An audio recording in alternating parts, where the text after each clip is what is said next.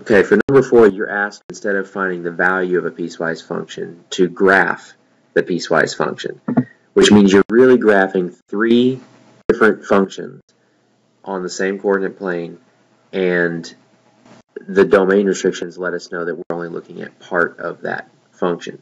So the first one at the very top is the absolute value function of 3x minus 6. We only want to look at this when x is less than or equal to 0. So just to highlight it, basically we only want to look at this graph where it shows up here on the left side of the coordinate plane. We don't care what it looks like on the right side of the coordinate plane. The important point there is 0, because at 0 it switches from the first function to the second function. So we want to see what the value for the absolute value function is at 0. I'm going to plug it in and figure out what it would be. That'll give me a point where I know I'm going to stop drawing this absolute value function and start drawing the second function, which is a linear function. So when I plugged in 0 for x, I got the answer 6. I'm going to mark that on the graph because I know this is the last point, the point farthest to the right for my absolute value function.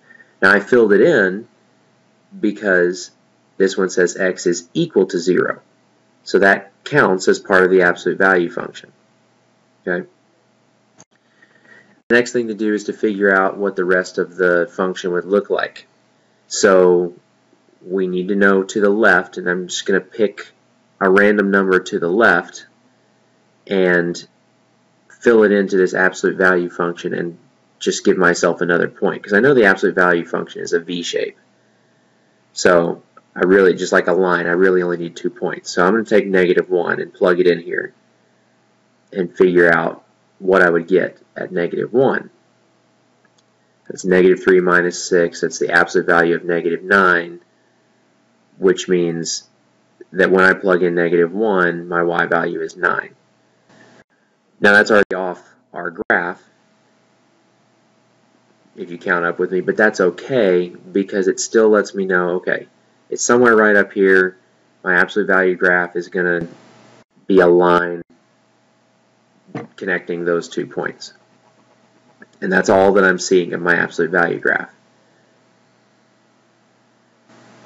Now I can move to the second function. And the second function is a linear function that goes from 0 to 3. So I'm going to find out where it starts by plugging in 0, and I find out that the y value, or my answer, is 5. And then because it's the middle one, it also tells us the ending point. It ends at 3, and we're going to find out what that would be. 5 minus 6 is -1. So I know that my line starts at 5 for the y value at 0, 5 and ends at 3, -1. The thing to remember is both of these are inequalities. They don't have the equal sign underneath them. So when I draw this line, I'm going to draw an open circle at both of those points, because the 0 and the 3 down here at -1, the 0 and the 3 are not included in part of this line. They're just the starting and ending spots. I draw my line connecting those 2 points. And now we're ready for our third function, which in this case is a -x². So it's an upside down parabola. Okay?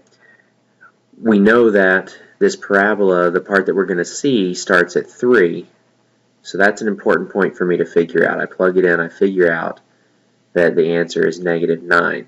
Now since x is greater than or equal to 3, let's just pick another point and see what's happening with the parabola, just so we can get an idea. So if I move over 1 to 4, then my answer drops down to -16. So I know that this thing is going down pretty fast from 3 to 4. Okay, so I'm going to go over to the graph, count down to 3, -9, and I fill this point in because this one is x is greater than or equal to. And by the time I get over to 4, remember, I'm already down at -16, so it's going down really fast. So I just kind of draw it like this. I know I've got my parabola shape there. So even if you graph these in your graphing calculator, make sure that you're checking those points, the 0 and the 3, where you switch from one function to the other.